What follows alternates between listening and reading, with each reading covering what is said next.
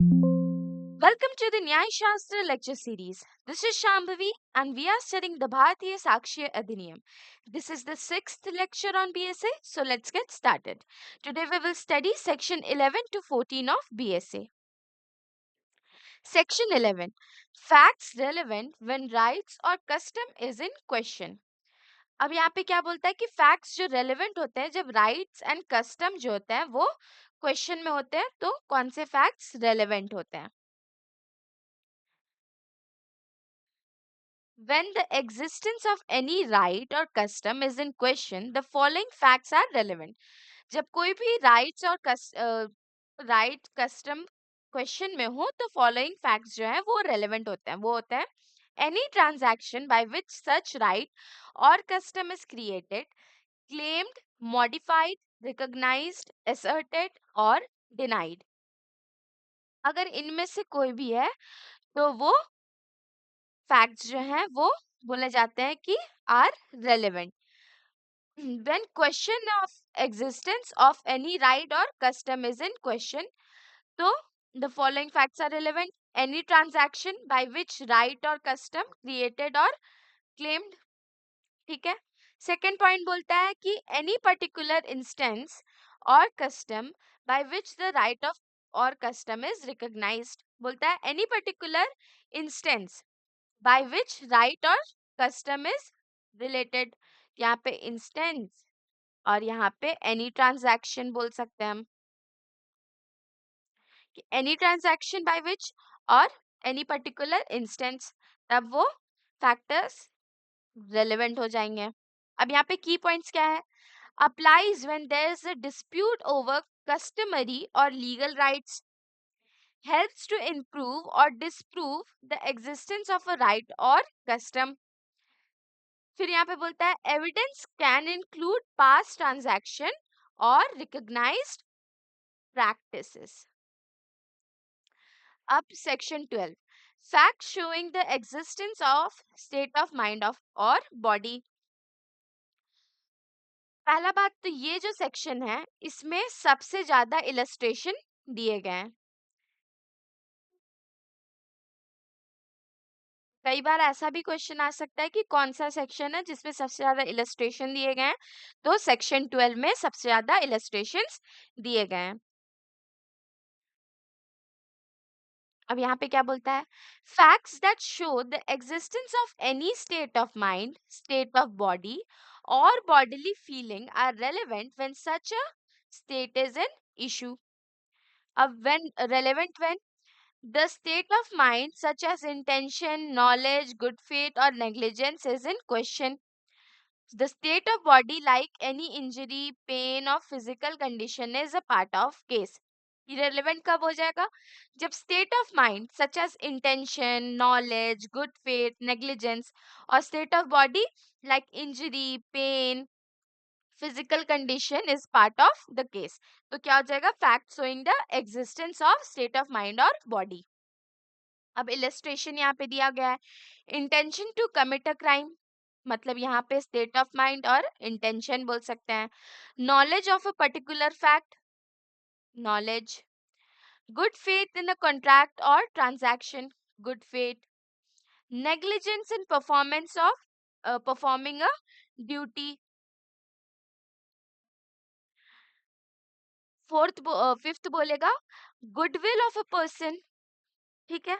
और bodily feeling like pain और suffering. तो ये सब fact showing the existence of state of mind and body हो जाएगा. अब इसे हम एक और एग्जाम्पल की तरह देख सकते हैं. सपोज ए और बी. ठीक है. यहाँ पे ए जो है वो बी का मर्डर करने का ट्राई करता है. अब फैक्ट यहाँ पे ये है कि A on other occasion had shot B is relevant as showing his intention to shoot B. अब यहाँ पे ए जो है वो बी को शॉट कर देता है, शूट कर देता है. तो वो बताता है कि ए का इंटेंशन यहाँ पे क्लियर था क्योंकि उसे बी को शूट करना था. A was in habit of shooting people with intent to murder is irrelevant. अब यहाँ पे अगर हम बोल दें कि ए क्या तो हैबिट ही है लोगों को मारने का, मर्डर करने के लिए, तो वो यहाँ पे इररेलेवेंट हो जाएगा। लेकिन ए ने बी को मारा, ये यहाँ पे रेलेवेंट है।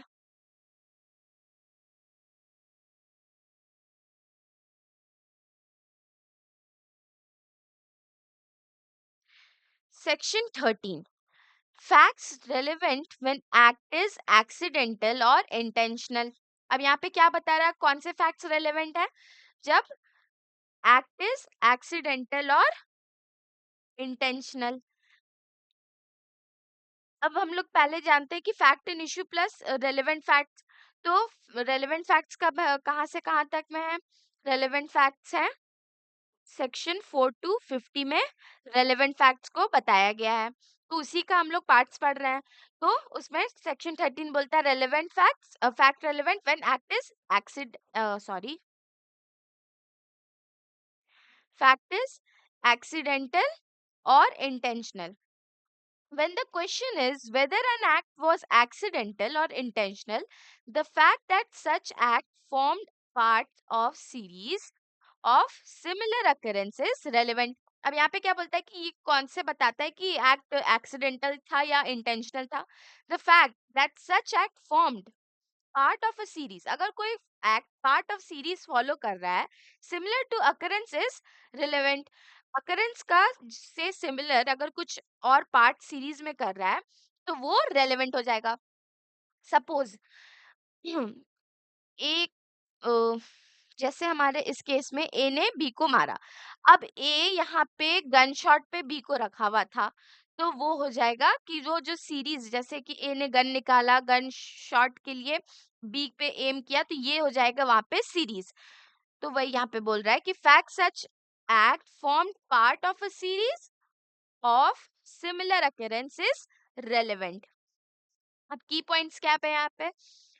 helps in establishing motive or intention behind the act. Relevance is derived from the pattern of behavior in similar past instances. अब यहाँ पे एग्जाम्पल क्या है? If a person is accused of burning down the house to claim insurance, if a person is accused of burning down his house to claim insurance, क्या बोल रहे हैं यहाँ पे कि अगर कोई पर्सन को एक्यूज माना गया है कि अपने घर को जला दिया है इंश्योरेंस क्लेम करने के लिए, evidence of him doing the same in the past is relevant to prove intention. हो सकता है कि ये पहले भी कुछ ऐसा कुछ किया होगा इंश्योरेंस क्लेम करने के लिए, तो वो यहाँ पे बोलता है कि इन the past is relevant proof intention. तो वो अगर वो ऐसा कुछ भी पास्ट में भी किया है तो वो रेलेवेंट हो जाता है इंटेंशन प्रूफ करने के लिए। Moving forward to section 14, fact showing whether a particular act was done और नॉट। अब यहाँ पे बोलता है कि 14 क्या बोल रहा है कि हमने 11th में पढ़ा कि facts relevant facts when right and custom is in question. 12 में कि fact showing existence state of mind and body, fact relevant when act is accidental और इंटेंशनल। और 14 में क्या बोलता है? Fact showing whether a particular act was done और not, किया भी गया था या नहीं किया गया था। अब यहाँ पे बोलता है कि when it is in question whether particular act was done, the following are relevant: existence of any course of business according to which the act would naturally have been done। अब यहाँ पे बोलता है कि existence of any course of business, मतलब कि कोई भी कुछ भी वो सीरीज ऑफ एक्शन जो होता था वो सब का, तो वो यहाँ पे बोल सकता है कि हाँ act was done according to which the act would naturally have been done. Suppose एक ब्रिज है और उससे किसी को ए ढकेल रहा है बी को, सपोज नीचे एक रिवर है उसमें बी को ढकेल रहा है, तो यहाँ पर खड़ा होना बी को लेकर के, बी को बेंड करवा के वहां दिखवाना कि देखो, और इसका बी पे हाथ रखना, ये सारे हो जाएंगे सेम कोर्स ऑफ बिजनेस। और यहाँ पे बोलता है कि नेचुरली, अब यहाँ पे सिंस बी बहुत लीन कर चुका होता है रिवर को देखने के लिए, तो वो नेचुरली भी गिर सकता है। तो यही यहाँ पे बोलता है कि according to which the act would naturally have been done, कि ये देखते देखते खुद भी गिर सकता था क्योंकि इसने इतना ये बेंड हो चुका था बी रिवर को देखने के लिए, बी ए के फोर्स में। Key points: focuses on routine practices or standard procedures. Focus करता है रूटीन प्रैक्टिस पे और स्टैंडर्ड प्रोसीजर्स पे. It sometimes naturally happens in a particular way. Evidence of that practice can support whether or not it was done in a specific case. अब यहाँ पे क्या बोलता है कि sometimes something normally happens in a particular way. Evidence of that practice can support. जो evidence होता है वो उस प्रैक्टिस का, सपोज यहाँ पे सी भी था और ये देख रहा था, तो ये जो प्रैक्टिस कर रहा था ए बी के साथ, वो यहाँ पे बोलता है कि जो एविडेंस है वो सपोर्ट कर सकता है कि हाँ ए ने धक्का मारा बी को या नहीं मारा था. ठीक है. अब example: if A regularly claimed insurance amount by letting his house burn, the manner of his past claim, that is, course of business, becomes relevant to assess if he did it again intentionally.